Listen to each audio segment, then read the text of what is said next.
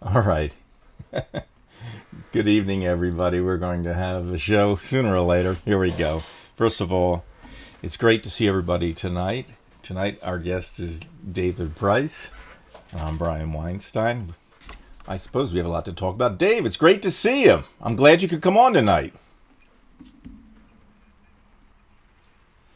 Right.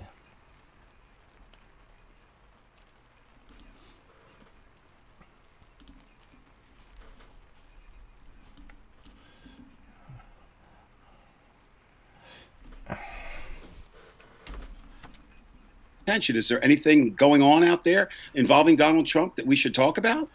I don't know, Dave. Is there anything to talk about tonight? Well, unfortunately, there is enough to start now.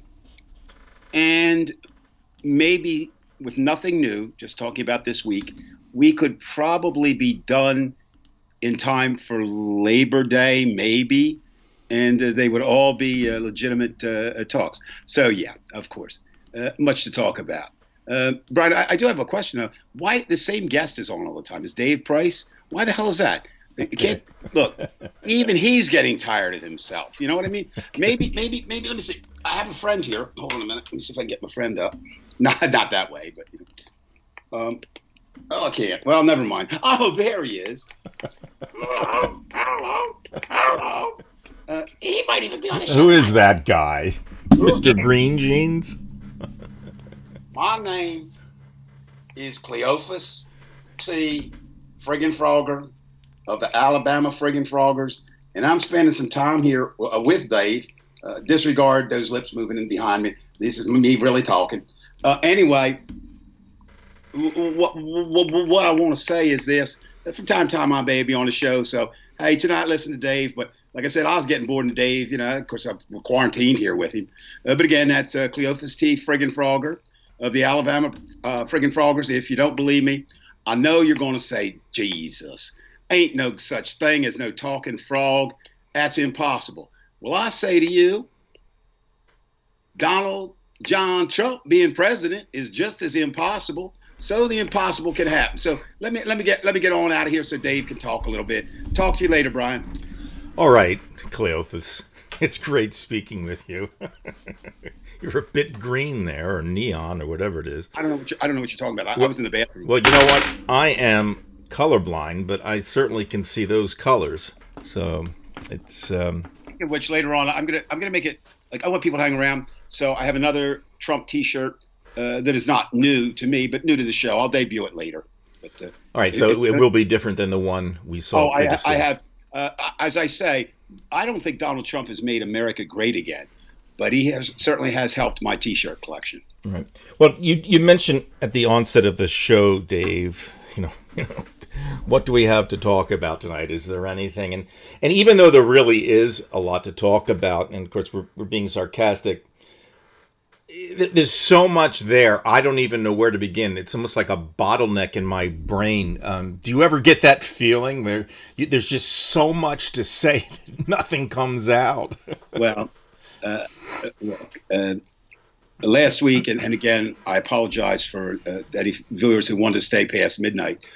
My wife came in and demanded that I get off the show because we're actually taping this from what used to be our bedroom. It still is, but now it's become my studio of writing. And that's kind of what I want to address. I'm supposed to be writing. I'm supposed to be preparing some speaking things. I don't do them live anymore, but and I get on Facebook in the morning. I do not watch, as I said, I do not watch cable news, but I will address that. I did this week. That's how important this was. I mean, it took me completely out a little bit. And I look up and suddenly it's noon because I've been reading or responding or looking. Nobody, look, no one, no matter how smart you are, can keep all this going on. It's because this week was almost hour to hour to hour. It is nationwide now. I was talking to a friend tonight before the show. His name is Ralph Danheiser. Shout out, Ralph. He said he doesn't like listening to me when I talk. He's certainly not going to tune in here and do that. But Ralph is a very interesting character. Just two facts about him. He's 82 years old. He was a reporter for a long, long time. And he was one of the last Americans to interview Fidel Castro. And we've been friends for years down here at the museum. And we were just trying to count up the number of major crises that America's faced. So, Brian, you're going to help me with this, but in no particular order. Okay, so we've got the coronavirus, right? It's not gone anywhere. It's out there. It's not getting the play because it just. Legitimately, it's not the most news. I mean, can you imagine that? A plague that has dominated the front pages for since March is removed and can't even find its way on there except as it tangentially hooks up with the next thing, which is literally on TV, although it was YouTube originally, murder. Let me repeat that one more time. Murder of a black man by a white police officer. It gets worse because there were 3 other police officers there. I'm sure we'll address that tonight. And I'm not a historian. My favorite historian for anybody out there who likes history, please read Douglas Brinkley. I think he's the best thing out there writing today. He was on last night's show. But anyway, he basically said he's also a baby boomer like me. And so we have seen what's happening in the streets, a variation of that in 1968, right? But my favorite saying from my years at the museum, and I used to do it all the time, history does not repeat itself, but it does rhyme. Let me say that again. I would always repeat it. History does not repeat itself, but it does rhyme. And I would suggest anyone who remembers anything about 1968 has to be sensing some kind of deja vu. I'm actually writing a piece on that tomorrow. Now, okay, but let's add to this. We are facing economic disaster in America, and filter all this through what may be, no, forget the goddamn may, is the worst president in the United States history. And ladies and gentlemen, that's not me as a liberal talking. I urge every single person, I hope to repeat this again and remind me, if you read only, if you read only one book, no, if you read only one article tonight or tomorrow, please read today's column by George Will in the Washington Post. Now, I don't know if you know George Will. I mean, I know you do, Brian, but if you're out there listening, George Will is probably today the consummate Republican, the consummate conservative, a beyond brilliant wordsmith. Again, I always feel like I'm name dropping, but I live in Washington, D.C. I've had occasion to meet George both formally and informally at the museum. He also is a huge baseball fan. And I happened to run into him both at an Orioles game one time and at a Nationals game. So, somewhat formally and informally. We're not friends, but by any sense of imagination. But please read that because, he is a Republican and he is 100% opposed to Donald Trump. He is a conservative, perhaps the most articulate conservative in America today, and he does not support Donald Trump. So it's not just liberals like me. It's people who once were the people in the party that Donald Trump is pretending to lead. And he is leading it. If you are a Donald Trump follower, he's leading you right over a cliff. Can someone comment? He makes P.T. Barnum look like a rank amateur. So let's review. These are the discussions that are open tonight because they all center around Donald Trump. I'm going to just interject for a second, Dave. As much as we're saying this in a light sense, this is not a light situation when we're talking about Trump. Listen. And people should understand that Dave's not just saying, well, no. He's a clown. Well, who's a clown? Well, Trump. Right. No, listen, Brian, you're absolutely right. But here's the problem, okay? In tragic times, and these are tragic times, in troubling times, in horrible times, in horrific, people are dying. Whether you're black, white, green, it doesn't matter. Whether you're young, whether you're old, people are dying, okay? But here's the thing. Sometimes you do need humor. But the problem is what I find humorous, others don't, et cetera, et cetera. So you have to be careful with that humor. But anyway, let's get back to this. We've got, let's see, what do we say? We have the coronavirus pandemic. It is not done. It is not finished with us yet. It may not be 4 years, kids. We don't know. They're talking about until we get a vaccine. Okay? I do believe, Brian, that there will be such a rush to get one. Not all the companies rushing to get one will be altruistic.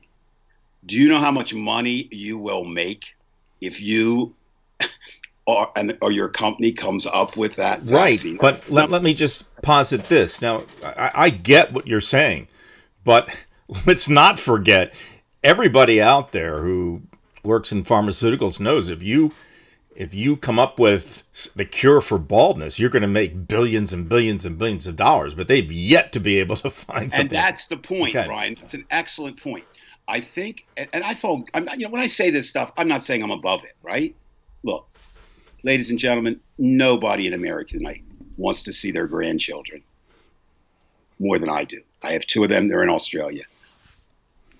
I know that I will not see them until they return to America. There's no way I can get to Australia unless I commandeer a plane, fly in, and they allow me to land. They're not taking anybody in. It will not happen. So, yeah. But I think a lot of us, because we don't have any experience with this, all right? Now, the second one we mentioned was the a murder, all right? And I preface all my remarks this way. In plain view, also. Murder in plain view. I do want to talk about that a little bit. So this is kind of an introduction. But, I'm a white man, okay? That means there's many groups who I can't speak for. And as I've mentioned before in this program, and if anybody wants to ask tonight a question, I will tell you, I am the ultimate pinnacle of what should not be, but is American society, right?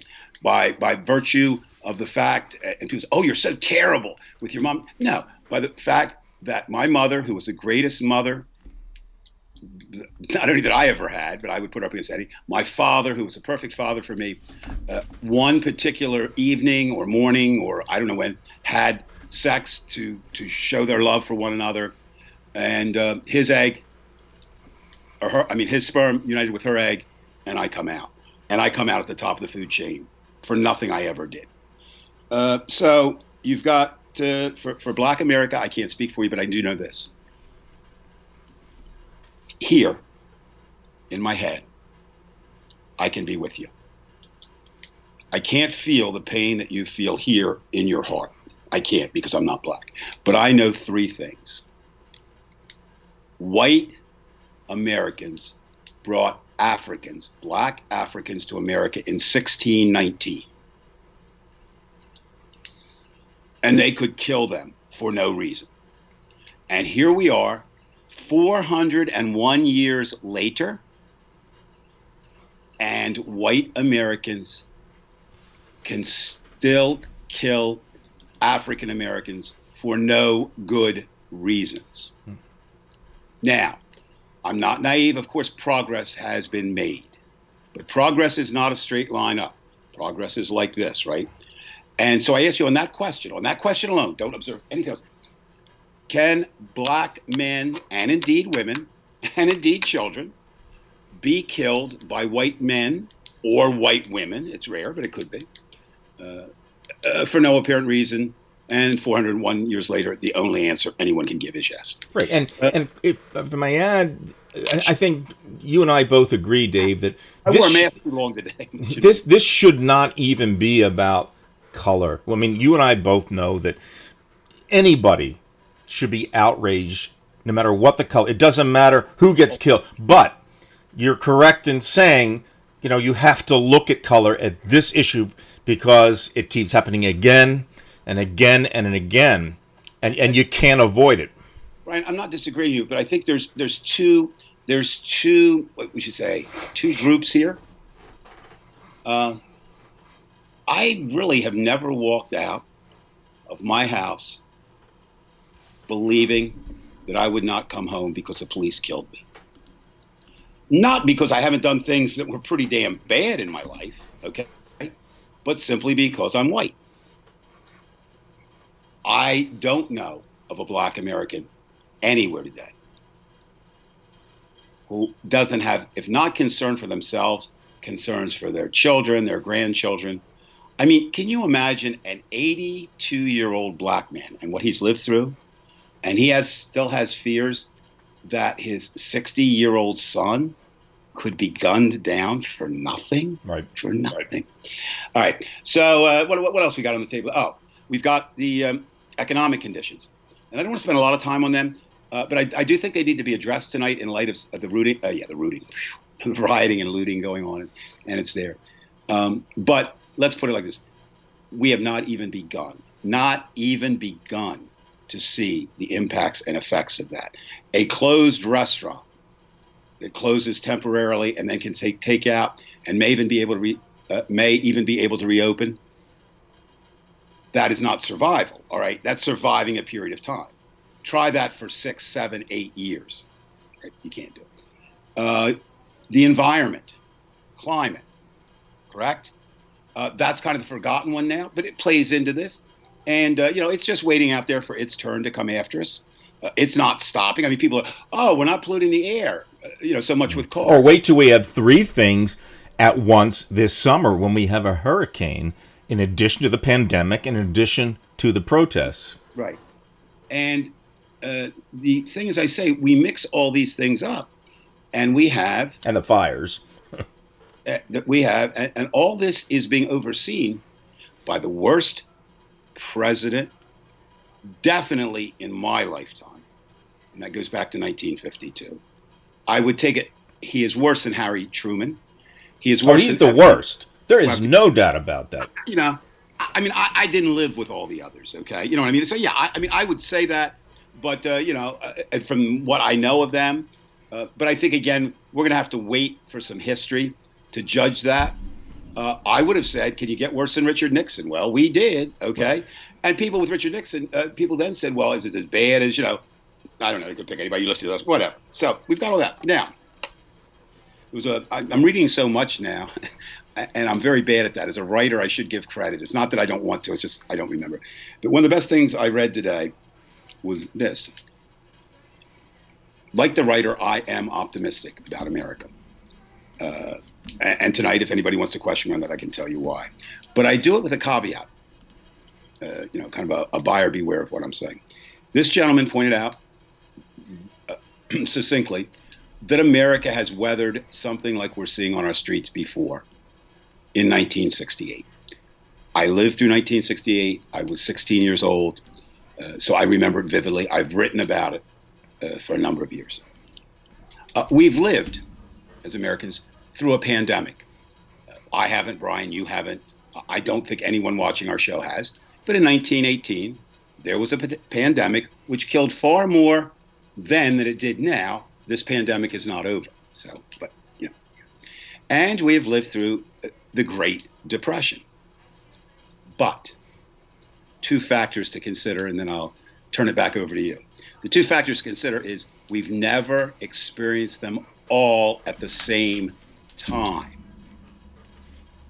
And secondly, we've never experienced them with a man who is mentally, spiritually, morally, ethically unable to lead this country. I would say this. I don't think Donald Trump, I would not trust Donald Trump taking my damn trash out. I don't think there's anything the man can do. He has no virtue. There's nothing good. I would defy anyone in America, and I've been asking, pleading with this on my Facebook page, my Twitter page. Please tell me one thing good about Donald Trump that I can agree with. Okay. Now, there was a great comment battle today. I like to provoke that between someone Brian, our former principal, and one of my students who's very, very bright, but she has given her life to the Lord. And but she's a formidable opponent. Is this somebody I know? You would not know her. No. Okay. And they got into it, but it was very interesting because our former principal was trying to move her. She was trying to, and she's immovable in that sense. So she said something that is very troubling to me. And she is bright, and she's a true believer. I mean, I know some people, but I'm just saying, she continued to maintain that Trump, by being against abortion, I'm trying to think of a couple other things, is demonstrating Christian values. And my argument is you have to believe in the values you're demonstrating in order for them to be your values. Now, you say, wait, whoa, Dave. No, there's about, ain't Grace out there in Oklahoma say, Dave Prossy's off again. Shit, that boy don't know damn goddamn thing. Well, I ask you to refer to, what was it, last night? I don't know, last night, that I all blended together. Now, listen carefully, not you, Brian, but anybody else. The President of the United States did the following, and they're not disputable facts. He gave a talk in the Rose Garden, which he began by saying, I am with the protesters, they have the right, and ended up that same thing by saying, but you know what? I'm going to put the military out there to kill them. That's what he did. Okay? But it doesn't end there. While he's speaking, the reporters heard it, there's this commotion outside. What was he doing? There were lawful abiding protesters in a space specified for them to protesting, and the police authorities, military authorities, there was a mixture of people, swept down on them and used tear gas, and there's some question about where rubber bullets fired, anyway, and removed them. That's bad enough. But the reason they removed them is so Donald Trump could take a walk across the motherfucking street. Right. I've been to the church. I've been to Lafayette. I mean, I've protested. I mean, so, it's like, gee, I've been, it's one of the, and take a Bible. Now, I've made it clear that I am not a member of any organized religion. I am not. But I understand that the Bible in the Christian church is the Word of God. The Word of God. So he took a book with a religion he claims to have and exhibits not goddamn one attribute that true Christians have, and marched across the street. Well, that's bad enough, right? But it gets worse. They had to remove the people that were at St. John's Church. And there was a regular bishop who got maced and had to leave. So now what Donald Trump going to do? He had some options. He could have gone into the church. He wasn't invited, but he could have gone in. For the optics, he could have issued a prayer for American soul. He did not. And here's exactly what he did, Brian. He took the Bible. He turned it upside down, knowingly or unknowingly, and I believe unknowingly. Turned it backwards and held it up in his hand, just as I am doing with this is a notebook, right? He's doing it like this, right? Upside down, reversed. Now, thank goodness he is so whatever. And by the way, if you want to attribute this, what's the shit? Hope Hicks apparently is the one that's being attributed with coming up with this idea. I don't know who she was, but until I'll throw her name out. That's who they're saying did it here. Came up with this idea, this visual op. There are pictures enough. She is a visual op in herself. That's the only reason why she's there. We understand that, but she's a stupid visual op. Yes, she is. Even if you're not. So she says that. And my favorite shot is not Trump holding the Bible backwards. They're not doing all that. It's, I don't know, have you seen the pan shot where they show the boom mic and the film? No, I haven't. But I know what you're talking about. Now, if there's one American who believes there was any religiosity, that believes there was any Christianity, that believes there was anything legitimate in that photo opportunity, I would say to you two things. You, ma'am or sir, are a fool and a utter disgrace to the Christ whom you claim to embrace. I got to point this out to some, Brian, because they don't get it. Jesus Christ and Christianity. Jesus Christ gave his name to Christianity, right? So there's no way to separate the two. And then the second thing I would say to you, and I say this with all the love and respect that I can muster for you, if there is a heaven and hell, which I do not believe, but if they in there for following and believing in Donald Trump, your soul, your eternal soul that you seem to value, unless you repent of that, and I'm going to go so far as you only have to November 3rd to repent of that, or whenever the election is scheduled. Unless you repent of that, you, if you believe in that concept, will burn forever in the hot fires of hell. Okay, now I like what you said. I mean, you're basically saying, okay, there's a certain logic to the religion, and you're going against it. Now, I don't want this to go into a philosophical conversation, but you know my beliefs, which aren't really too far from your beliefs, Dave. No, I think there's that initial problem with religious people in the what I would call the magical thinking. I mean, I didn't invent that term, but it's just what I would. No, I don't disagree. It is magical thinking. But you either believe or you don't. I'm going to come up with 2 points. One you mentioned last week, I believe. I believe you talked about cult. Really listen to me? Why the hell? No, I listen. You know, that's the great thing about keeping quiet. I listen. You mentioned cult of personality last week.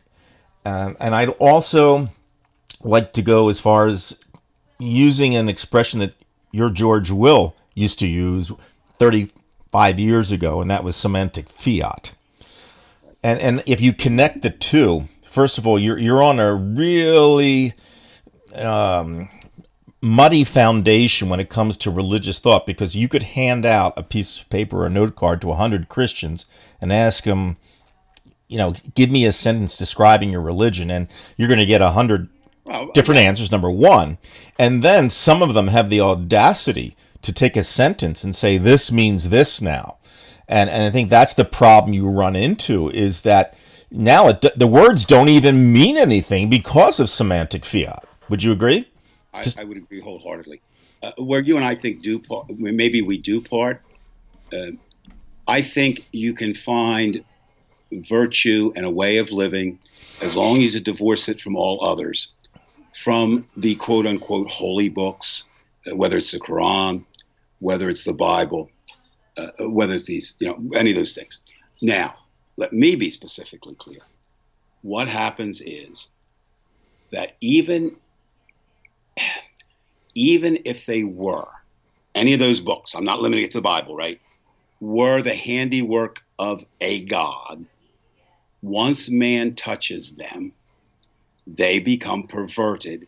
And once you be giving your own interpretation to someone and saying, this is what that means, now, it's not there. Now, I'm going to go back to your remark, a cult of personality. So it sparks something. Let's assume, I don't think the cult of personality is exactly new, right? No, I think it was called cult of leadership at one time, or something. I'm talking back in the end, right? But we know generally what it is. But I'm just saying, I think it's exacerbated today because of TV and video and all those things. Mm-hmm. Again, I'm not picking on Christians. I'm just trying to help you. Let's assume it is all cult of personality. You have two choices. You can follow the cult of personality of Jesus Christ, or you can follow the cult of personality of Donald Trump. They are mutually exclusive. if you want to play some kind of game of linking the two, then you better have a lot of super glue or monkey rubber or whatever that is, because they do not go together. They do not. They are antithetical. So Don't tell a Trumper that, though. I mean, I agree with you. I'll tell every Trumper that. You have every one of your friends who's right wing or who's left your Facebook page already. I think I do tell them that, Brian. I hope I No, do. I understand that. You have. And you've been very bold, and you've told them, bold. Look, fuck you, Brian, leave me. I'm not arguing. I want to stop that, though. Everybody, not to me. I'm saying to me, it is never bold to speak the truth. It's tough for some people, though. I didn't say, but bold, no. It is, you're either a person who believes in the truth and believes in speaking it, or you're a person who believes in the truth and doesn't feel at liberty to say it, right? But the important thing is you believe in the truth. Or you're a person who doesn't believe in the truth and doesn't say it, or you're a person who doesn't believe in the truth and does say it. There is no bravery. There is no courage. There is nothing in that. There's simply the type of person you are. And they are, to me, there's a million ways to categorize people. That is one of them. So I'm not, look, of course I have a huge ego. I say that all the time. It comes across. But I'm just saying, I really don't see that. I'll tell you what I do see is courage, though, tonight. Right before we went on the air, I was checking out again the White House. That's right. You live near the White House. Everybody should know that. 4.6 miles. I wasn't there physically, but I was watching on the live game. And those young men and women who are pushed back so far now, they're outside Lafayette Park, and I've been there, been pushed back that far, who are waiting. That's courage. Do you know what they know tonight? Because it was proven the other night. There is nothing Donald Trump won't ask the military to do to them. There is nothing Donald Trump will not ask the law enforcement to do to them. There is nothing that Donald Trump would do to them himself because, ladies and gentlemen, he's the ultimate coward bully. Can I stop? I'm going to stop you right there. Okay.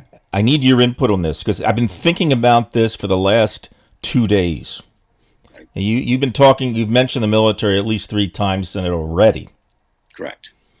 And I did read something, I can't quote the officer's name, but they didn't like the idea that they had to do what Trump would ask them.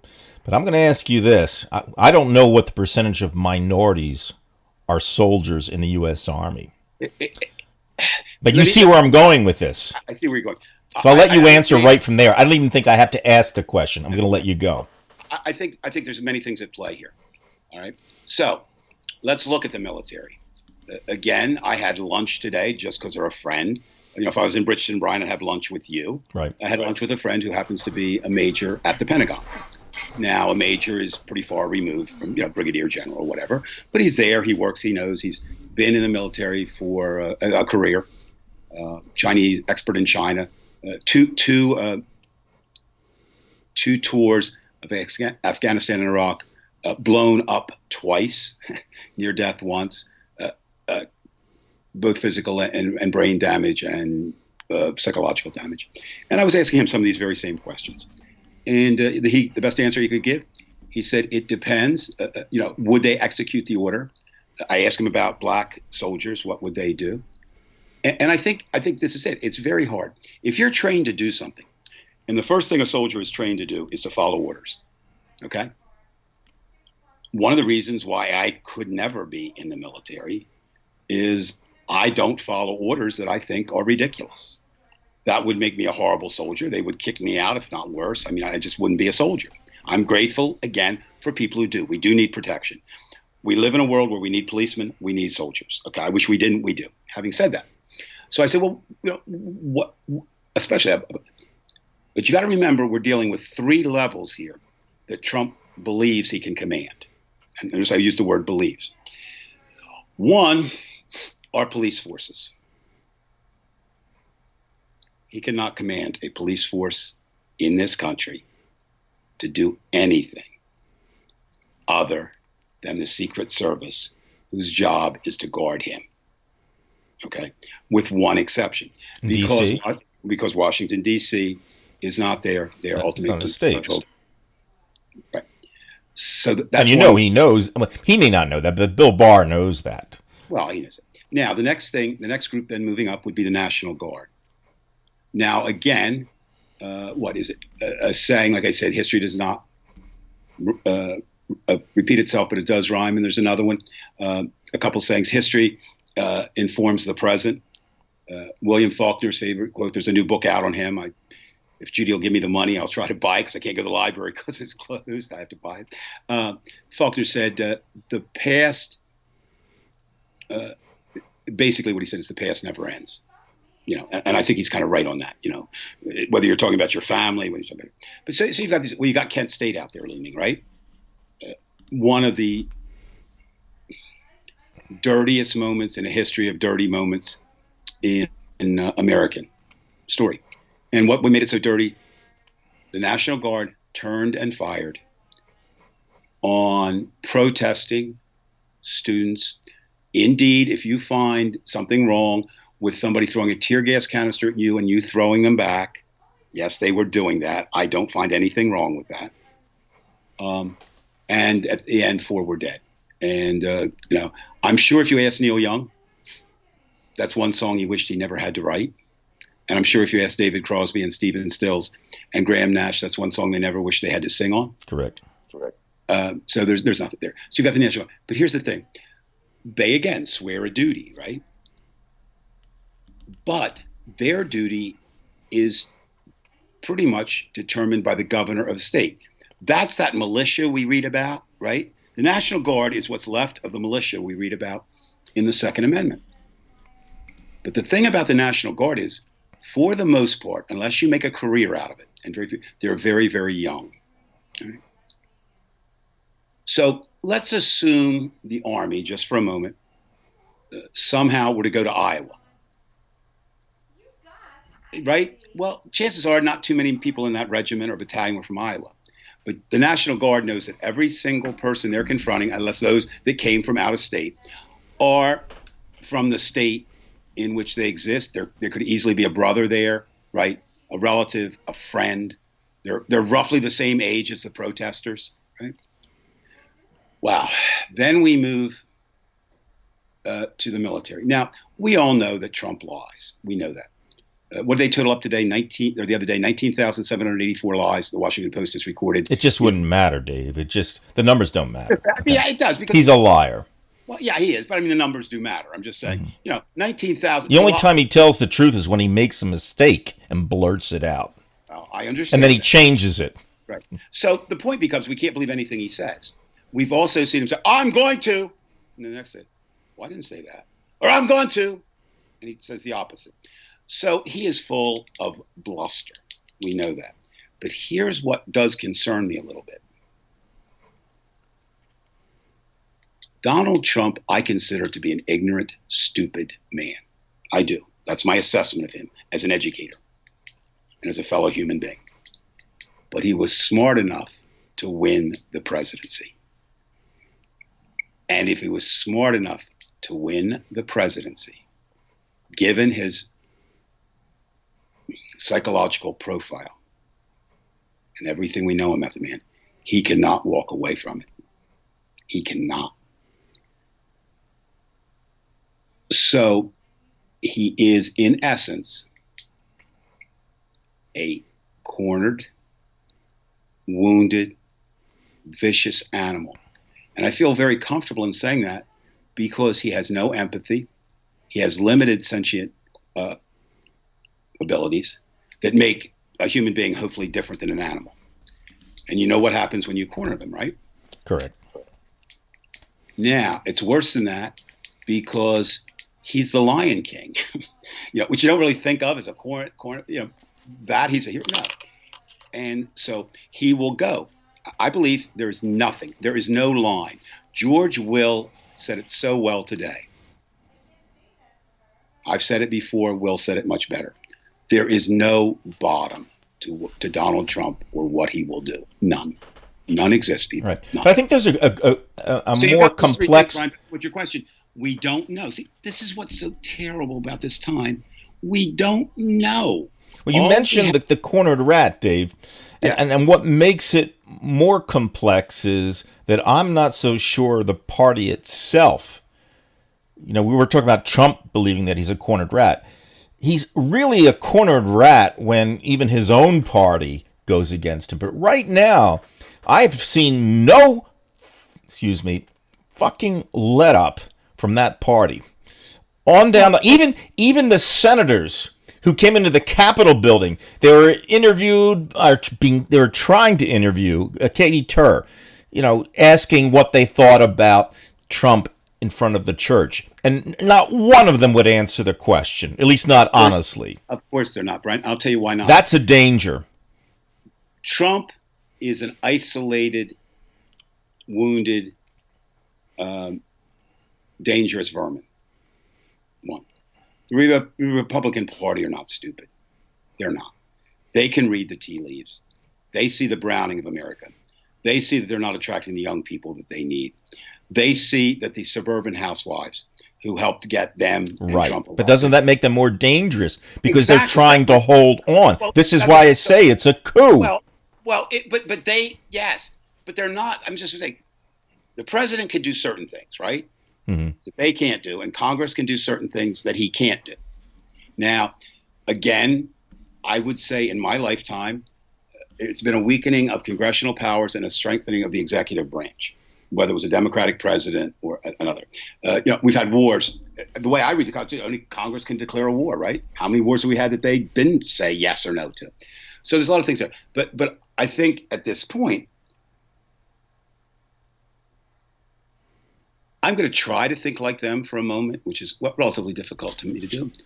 But if I'm a cornered, wounded animal over here, right? And this is a group over here. If there's a way we can work together, we're going to do it. Because Trump's survival helps this group, and their survival helps Trump's group. The difference is that Trump has no allegiance to the group. The Republicans do have an allegiance to their group. They're false. They're not senators. The other thing is, Brian, did you have civics when you were in high school? Pardon me? Civics class, did you have that in high school or junior high school? I didn't have a civics class per se. However, my history teacher, I believe, did discuss basically how government works. The reason I was asking that was it was not a loaded question. But civics is just disappeared in American education. Well, civics and civility and all those words that come out of it. But I think what's interesting is I think a lot of us bought into the myth. I know I did. Because there was some isolated examples that senators were somehow statesmen by the mere fact that they got elected, right? Mm-hmm. They're not. All politicians, every politician who has ever lived has one goal, and that is to be elected. There's nothing else there, right? Now, well, you did mention, and I think you're probably going in this direction, and we've discussed privately this, and this is going to lead me into an anger session, not with you, but something was said last night about me on another channel. But I know where you're going with this, and we'll get to that. But I think where you're going with this is, even though you say the politician is simply running for him or herself, he or she still has constituents, and they can't get anywhere without it. They also have the party, right? But what Trump has been able to do, and again, I don't know if he was able to do it. I don't know if Steve Bannon, when he was with him, was able to do it. Stephen Miller, I mean, whatever his brain trusts. Melania, if she ever visits him in the White House. I mean, I don't know, but what I'm saying is he's been able to do something that's pretty amazing. He has corrupted and co-opted the Republican Party. They are no longer the Republican Party. The Republican Party has done one of two things. They've done like George Will. They've done like Kellyanne Conway's husband, George. I urge everybody to look at those ads his group is preparing. They're devastating and they're true. Are you talking about the Lincoln Project? Yes. Yes, okay. So But what happens is, because it's Trump's party, man, I'd love any senator to tell me differently, because they want to get elected. Well, let me do two things with this. Number one, the Democrats, the Republicans are all the same in that they want to get elected. The question, as far as individual is concerned, is what lines will you cross in order to get elected? It's there. Nobody really pretty much gets elected without. Virtuous Abe Lincoln. Do you know how he got in his first elected position? He bought a German paper and had them basically write lies about his opponent. And basically he won his first, Illinois state election based on the number of people that were probably in that. So, even our most virtuous, they have to get elected. Then they can use I guess they say, and then I can use my virtue later. So that's one thing. But what's so dastardly about Trump's takeover is that he has the Republicans scared to death, not of running against the Democrat. Look, the districts are so gerrymandered. What is it? 5 to 12 districts are actually would be in contention. Everything else is pretty much the wrap up, barring something we don't know. What they are terrified of is being outrighted, meaning, we're going to see it in Alabama. Do you know how the people loved Jeff Sessions down there? And do you know how Trump loved Jeff Sessions? He loved him enough to make him what position, Brian? Do you remember? The Attorney General. Which is the highest legal position in the land that does not put you on the Supreme Court. But Sessions made the mistake of thinking he was doing the right thing. He just assumed that Trump would have accepted it. Oh, exactly. So what I'm saying is, now what's interesting, we're going to really look at the state of Alabama right now. I think that's going to be a tremendous look at how much power does Trump actually have. Because Sessions is in a primary battle. And Trump has not only not backed Sessions, he's trashed him. Not as much as he would want to, because he's been preoccupied. He has not trashed Trump. I mean, really, not much. I mean, if you're going to compare it to... No, it doesn't matter, bro. Trump, wait a minute. You've brought me my coffee for 47 years. This fucking cup is cold. Get out of here. You're fired. That's right. Donald Trump. That's Donald Trump. No rule of loyalty. So, but what I'm saying is, I think we see... So to say there's things... Now, there's also such a thing as a collectivism that comes out of being in a group. Would you agree with that, Brian? Yes. There's a collectivism before you go in, and then bonds. Yes. Let me give you an example. You and I would join a group of musicians, correct? I mean, just because we play music. Yes. We might join a group of teachers, right, because we play music. Police. We would join a group of liberals because we play music. We would join a group of people concerned about the environment. The list could go on and on. Right. But once you get in there, then you begin to morph and change and exchange ideas. And so the Democrats, I feel safe in saying, they have not had to give up their humanity. They have not had to give up their empathy. Okay, I'm going to stop you there for a second. I want to take exactly what you said. I know, Sandy, you've been asking all along what was said last night, and I actually didn't watch the show last night.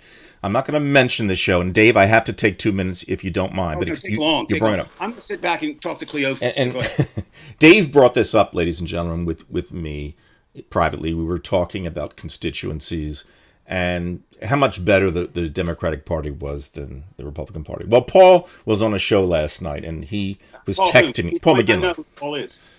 And he texted me saying, hey, I'm on show. Why don't you come on? I said, nothing doing, because these people were, they've always been against me as far as my leanings, as far as defending voting for the Democratic Party and spending time on politics more so than environmental issues, which is kind of bullshit, because anybody that's seen my videos, I go back to 2011 making environmental videos. I was there. But to make a long story short, I made a sarcastic comment to Paul saying, what are they, instead of going against the provocateur in chief, Trump, are they going to blame Hillary Clinton? So he brought my comment up. He asked me personally if I would mind if the comment was shared. I said, go ahead. I couldn't care less. So he shared it, and the channel, and there were 5 guests on, the channel said something to the effect, if Trump hadn't won, Hillary would have done something just like this. And this is the kind of idea. Now, we've been talking about tonight about magical thinking with these Trumpers who are evangelicals and religious, and they use semantic fiat or magical thing or whatever you want to call it. But on the left, I've been continually accused of being too centrist and why we should, support the Democratic Party because they're just the same. But just like what you just said, the constituents. And if you think about it, how many fuck yous can I give you? How many times can I say Medicare was from the Democratic Party? Fuck you. How much can I say that we had Medicaid from the Democratic Party? Fuck you. The Peace Corps? Fuck you. Great Society? Fuck you. New Deal? Fuck you. Vista? Fuck you. Job Corps? Fuck you. School lunch? Fuck you. Fuck you. And this shit is what is coming from the far left too. That they'd rather vote for an unproven third party than from a party, as much as there's problem. But at least we got Head Start out of the Democratic Party. We got breakfast programs, we got regulations, we got an FDIC. What the fuck? Now I'm gonna try to calm down, and you can comment. I love what he gets, ladies and gentlemen. Some of the best moments of my life. I'm sorry. No, don't be sorry. Some of the best moments of my life is when I can get him wound up like that. And I have laughed when he gets wound up like that, literally from Cherry Hill to Bridgeton. Now, Brian, you're not wound. You believe strongly. Now let's look at it. How much more can I take, though, Dave? You'll take as much as needs for you to do what you need to do. And that sounds, what I'm saying about that, look. 3 things or 4 things or 25 things. Number one, nobody likes to get criticized. I don't, you don't, no one does. But the criticism is even worse when you believe you're doing the right thing, I think. You know what I mean? When you know in your heart you're doing the right thing. It's even worse when you know in your heart you're doing the right thing and it comes from the people who not should be praising you, but should be working with you. But unfortunately, everything is on a continuum in this sense. I always like to bring sex into things just because I think it's something that people can relate to. There's a sexual continuum. On one side, you have homosexuality right over here. On the other side, you have heterosexuality. And then in between, you have anything else. Correct? And even gradations on each side on that. There's hypersexual. The ultimate is there. I mean, you can't go past that, I guess, because then you're into asexual, which is something else, right? You're on another chart. Same thing politically. Same thing environmentally. So what happens politically and environmentally is you have in politics, we'll go back to politics, you have the right, the extreme right, and you have the extreme left. Now, basically, what they do share in common is they share the value that we need to destroy in order to rebuild. They do not see any value on the other side, right? Now, I get charged a lot being a pro-Antifa. Well, I'm who doesn't want to be anti-fascist? Well, that's what I'm saying, but people don't get that. They don't get words. Listen, a Christian, no. I'm going to put a qualifier in that. A fake Christian, a real Christian does not. A fake Christian will accept fascism and authoritarianism. Yes, Paul, absolutely. Will accept fascism and authoritarianism before they'll accept socialism and communism. So it depends on what you're playing with. If you're an extreme, look, there's some things there's no compromise. Paul, I'm going to add you. Yeah. There's some things, Let me see. True politics, in my estimation, and I believe that this is correct, is the art of compromise and the art of statesmanship, neither of which are really easy to do. So, Paul, I'm calling you on the other one, okay? That's fine. Okay. So what happens is, as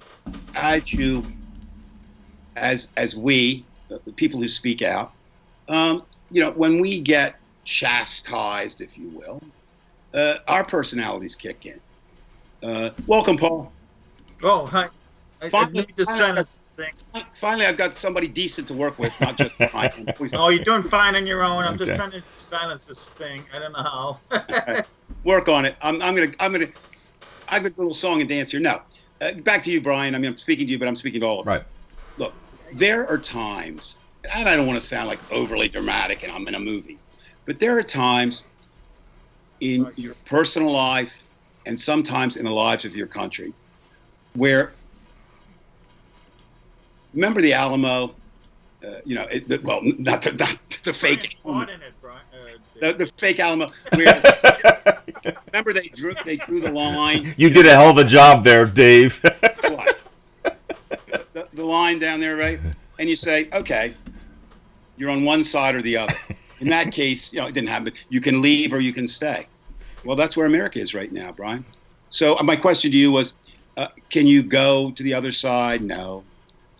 People it's just very deflating because it's tough enough to deal with the far right, but when somebody is just basically going to just lump everybody into one fucking pigeonhole and then tell me that they know what the fuck they're talking about, and then take me and say, oh, well, this guy's, he's just... I got that. That's somewhat personal. And yes. I'm not saying you should feel that way. Right. What happens is the extreme left and the extreme right, I said share one thing. Another thing the extreme right and the extreme left do, they only see in two colors, black and white. They see nothing else. If they were a light switch, they only see the on and off. But even in a light switch, and Paul, you're far more scientific than I am, so help me out. I'm not struggling here. I want to say, if you could slow down time to where micro milli dama dumi seconds, there's got to be a point when the light is kind of both on and off, or in the process of being offed or whatever. We don't see that, and that's what life is. It's very hard. Now, for me, and then I want to get Paul in this, but for me, it's somewhat easy. I really appreciate this time, and I'll tell you why. I struggle sometimes because I spend a lot of time looking at that gray. You know what I mean? I'm not living in it, but looking at it. And I'll find something and say, well, it's not so bad, but. And that's what drives me crazy. Well, Donald Trump, if he didn't open his mouth, he would be okay. Well, Donald Trump, no. For me, this is easy. I don't like evil. I don't want to perform evil. I don't want to be an evil person. And I don't want to endorse evil. And so I have no problem saying Donald Trump is those things. I have no problem saying that I want no parts of Donald Trump. And I carry it further as a human being, as a businessman, as a president. And while I understand that people have the right to make decisions that don't agree with me, I really don't care about listening to them or thinking about them. Now, here's the interesting question to me. And I posed this to myself and my wife. We were talking about this. If I saw Donald Trump dying from it was just me. I mean, it wouldn't happen. Say it. Would I save him? Wow. I'd have to cross that bridge when I came to it. If I saw Donald Trump's supporter or voter and I knew, I would save them. I mean, I think that's the difference. There is a degree here. But anyway, Brian, I have to agree with the left-wingers who bash you. I bash you all the time, but I would bash you for something different from that. Because what you have to remember is you say what you think. I say what I think. I think Paul says what he thinks, although he says it very softly and probably more effectively by being soft than you and I sometimes. However, we have to say what we have to say when we have to say it. Right. And then the reaction will come as it will. Right. And something else Donald Trump has taught me is to be humbled. Sometimes we think we have persuasive powers. Brian and I joke about a lunchroom, so you know what I'm talking about there. But the real intelligent person realizes that you're not as good as you thought. And certainly Donald Trump's supporters have taught me that I'm not as persuasive as I wish I were. Again, there are people who, and Paul, you can join in on this because you know better than anybody because you know these people. But what I'm saying is, David, there are people who do not support Trump, but ipso facto support Trump because they see everybody as Trump. It's no better than some racist who just sees anybody of color as to be bad. It's magical thinking. Am I wrong, Paul? I think a lot of people support Trump because they identify with his covert and overt racism. I mean, but I'm talking about those who won't go. They'll see the Democrats as the same thing, and I still don't get that. Trump so clearly shows no interest whatsoever in the underadvantaged, none whatsoever. So clearly, it's so clear. And I'm sorry. You know, that's probably what attracts a lot of his.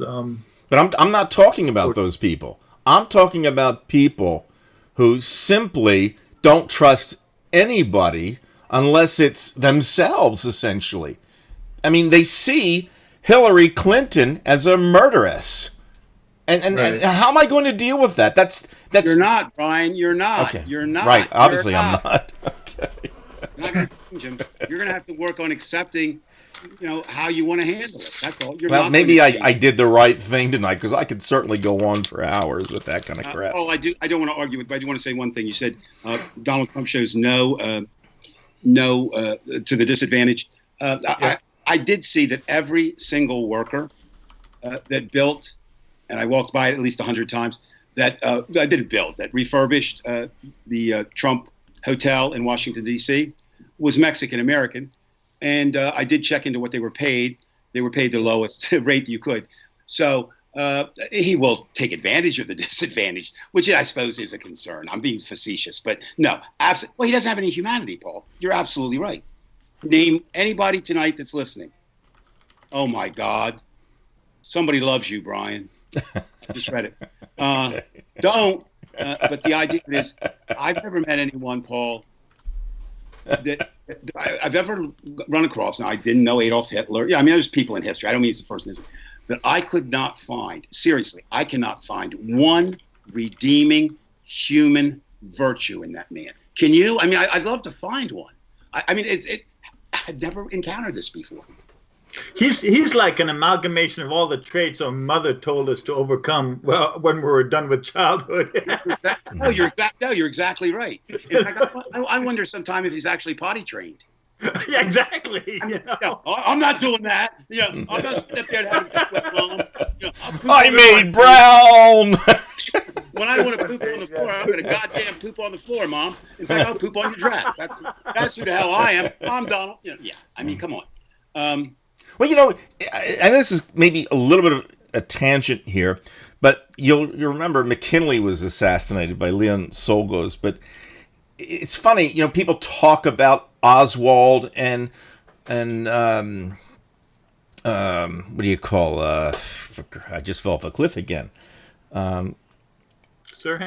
No, not Sirhan. Lincoln. James Earl Ray. Not James. Christ, why can't I? Who did he kill? The great actor from not Booth. Well, Booth. Okay, Booth.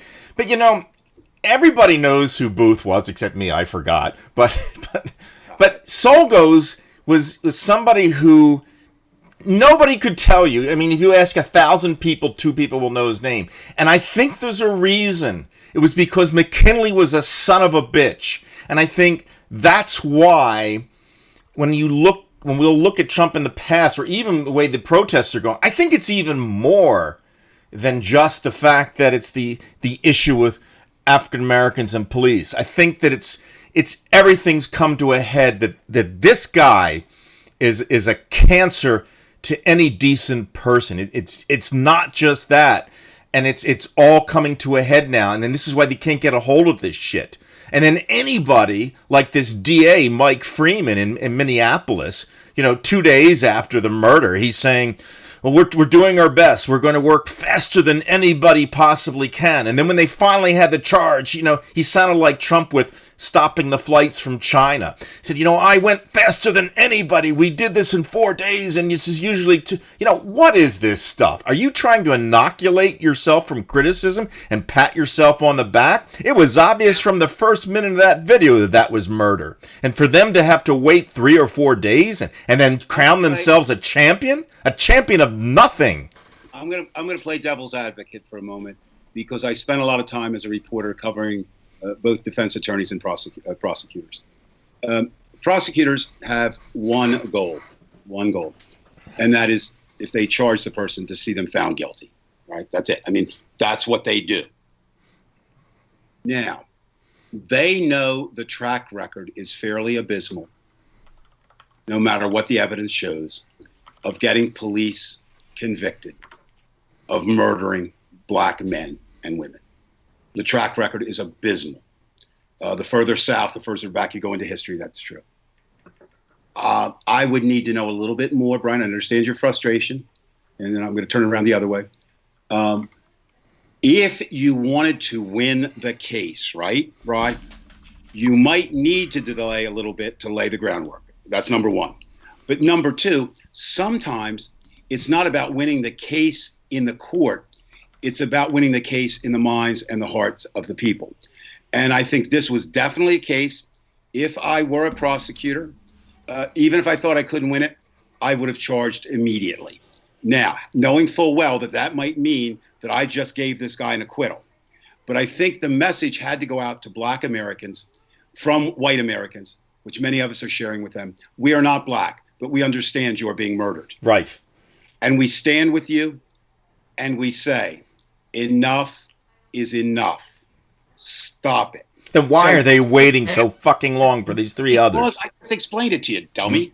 No, they were probably, if they were doing, there's three things. They could have been waiting because they wanted a better case. They wanted an airtight case, right? Or they could have been waiting because they didn't want to charge it, because they're up buddies. I mean, I don't know why they didn't. I'm guessing I gave them the benefit of the doubt why they might not. And they could have avoided half of this shit. But it's still the wrong choice, Brian. In other words, let me give you an example in teaching that you and I do it. As a teacher, you can only really do two things. You can look at the student immediately and help them in that moment, right?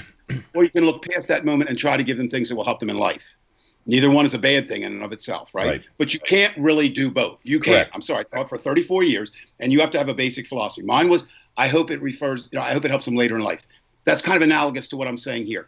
He could have, she, anybody, a prosecutor can put together a case, right? And charge prematurely and lose the case. But sometimes that's what you should do. Better that they come out with it and fuck up in a way, because at least you don't have the riots. That's not something, the TV shows aren't always wrong. One of the things that prosecutors are judged on by their bosses is, how many cases did you win? Now, the one thing that I do find interesting from the prosecutor's side, and Paul, I'd love to hear your thoughts on this, because Brian's off tonight in his raving world. Right. Now, is the idea of I don't want to say I'm going to use a term from the 60s. And if I say rogue pig, the pig, he was a pig, what we used to refer to in the 60s. He was no more policeman than I am, who murdered a black man on national television. I mean, yes, it's YouTube, but it got out. Killed more than that black man that night, I believe. He killed any chance of Amy Klobuchar from being vice president. Right. Because on at least one occasion, and possibly two, she was involved in cases where she did not prosecute him. Now, I've seen all kinds of numbers. I've seen 12 to 17, somewhere in there, that he had previous charges. Now, That's again, an interesting point. That's a very interesting point. And so, in that sense, I think, what's his name, Chavez? Whatever his name, Chavez, whatever his name is. I think Chauvin, I think it was some Chauvin. French Canadian name. Chauvin. Mike, I remember his name, and I can't remember John Wilkes Booth. What the hell is wrong with me? No, I think, and this Calvin. is interesting if you approach it this way. He might have changed history. He might have been a hinge that night that changed history not once, but twice. Now, what do I mean by that? We don't know yet. I'm hopeful that it is. This may have been the moment. And Paul, I don't know if you caught the beginning of the show. Like I said, I always preface this. I did not, but I missed. No, but I preface this as a white man speaking about, black, with the full understanding that I'm not black. I mean, I think you have to give that. I mean, so, but anyway, if you bring, the first Africans were brought here in 1619 as slaves, and there's been up and down for that. But the French guy, whatever the officer was, the pig, who was involved in the killing. There may be the other two officers. That's something else we're not going to talk about tonight, not because we're hiding it, but it's not that important. There may be charged also. And the person who was just standing there. But right now we have him. May have altered his traits. One is that may have been the moment when America does finally realize, with much help from Donald Trump, thank you, Mr. Trump, enough is enough. We see it. We understand it. We've got it. We see that our president endorses it, supports it, and is calling for more of it. And go ahead. I'm sorry, Dave, I'd like to ask you a question. You and Brian had that wonderful discussion back and forth last week about Brian's fear that Trump would resort to extra legal measures to retain the presidency. Now, I'm sure Brian's thinking that Trump might declare martial law, and with the idea of just waiving the elections. What say you on that? I think that's a very real possibility. Now, notice your word that you said, Paul. You said try to declare martial law. Correct. Now, there's two tries in there. One is he may be stopped before he can do it, right? Oh, you're seeing if he can get away with it, yeah. Well, no, I'm saying, maybe it could be stopped before, or it's unsuccessful. There is some real question. You would have to have more than half the country behind you. Not the whole country, but I would say at least 60%, and every percentage point past that, supporting the call for martial law. I don't see that out there. And again, Paul. Yeah, but suppose these protests get out of hand. Paul, remember, Paul didn't hear this. We talked about color within the military. So if you take the U.S. Army, you put them out there, remember, you might have 56% of your military being minority. And if you're asking a minority to go out there and kill somebody who's a minority, knowing that it's wrong, I think that's a lot to ask. Now, I like to pick up on what you said. And if I heard you correctly, I think you were saying, if the protests get worse, I mean, what would happen, or the perception of the protests getting worse, right? Well, they just don't quell. I mean, they just continue and build. And this thing takes legs. I don't think they will stop necessarily. I think today, and again, I'll take the accusation of being an optimist, and they're all related to what you said. I saw some things developing in the day that gave me much, much hope. And again, they're reported today. They could have been yesterday, but they're today's news. We'll leave it at that. In North Carolina, about 40 officers were approaching a group of protesters. You could feel, as you watched it, the sense of, my God, and the officers just slowly dropped and took a knee. They then called out and said, "We are with you. We are with you." Reporters there, the camera going, they said people were crying. So that's a way they could, kind of alter it. Another thing we saw in Washington, D.C., we saw people. Now imagine this, in an urban town like Washington, D.C., where there's two kinds of crime. The crime that goes on daily and the crime that goes on in the White House. So I'm talking about the crime that goes on daily. It's been the murder capital off and on, competing with Chicago and New Orleans for years, where citizens let protesters in their house, who could have been rioters, looters, or protesters, right? No, they don't know, to save them from being taken by the police, knowing full well that put them in jeopardy. The one, though, back to the military, two things happened today, Paul, that give me some belief that Trump would fail, perhaps. Again, I'm not saying he will. I think there's a good possibility that he will. One came from a group of 300 veterans from Iraq and Afghan wars. Now, I do want to point out that certainly Donald Trump, by not going to Vietnam and falsely claiming he had bone spurs, certainly makes him more of an expert in military than men who've gone over there and risked their lives and been shot up. I mean, that's just clearly obvious. I mean, anybody who doesn't get that, my God, you're probably your genital areas are small. So, but Dave, let me finish this just for a moment. And what they did, they wrote a letter that was distributed to all the National Guards in America, saying a number of things. But the two important was, we have done what you're being asked to do. We understand how hard it is. You are trained to follow orders. That is what you are supposed to do. But we are telling you we've done that, and we are paying tremendous consequences in our mental condition. They referred them to Kent State, and they said, please, this is coming from veterans, please do not take arms up. Now, I know, Paul, you were talking about the militarization, which moves into another area, but National Guard, look, the Army could go in anywhere, and they might not know a person in that state. The National Guard probably knows somebody in that city, you know? So all that. Now, the other thing that was very encouraging, and I want people to look this up, so sometimes I don't remember the names, and sometimes, but this time I do. Look it up. It was the 17th Joint Chiefs of Staff wrote a very impassioned plea tonight why Trump is completely off base and the military should not follow. Now, you don't think that a former chief of staff still has some sway on some generals there? Now, there are political generals who will do whatever, but I actually questioned I don't know if you caught that part, Paul. I had lunch today with a major from the Pentagon, and I had all these questions kind of that we're bringing up, or you just did. And he could answer some, can't he? I don't mean, he doesn't know all the answers. But I said, what would happen? He said, no. He said, a lot of it will depend on who makes the order, right? Meaning, there are some that would readily relish the fact of taking American troops and being the first and winning the war. It's kind of a bullshit war, right? You've got all the weapons and they don't have anything. It's kind of a bullshit war. Woo, woo, woo, woo, woo, woo, But okay, if that's what you want. But he said there are some that would say no, and the question becomes, who holds the power at that point? And here's the biggie over all that, Paul. It's the only thing we have to hang on. Donald Trump is not the Constitution. He is the commander-in-chief, but he is not the Constitution.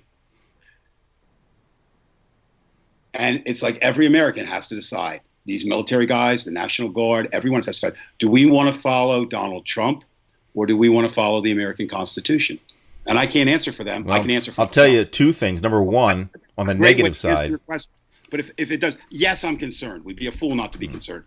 He will definitely try anything, things we can't even imagine, to remain elected for two reasons that I can think of, and there may be many more. His psyche does not allow him to lose. It does not. But as I said before, I will give him credit. I will call him stupid, but he was smart enough to get to the presidency, so he's not as stupid as even I think he is.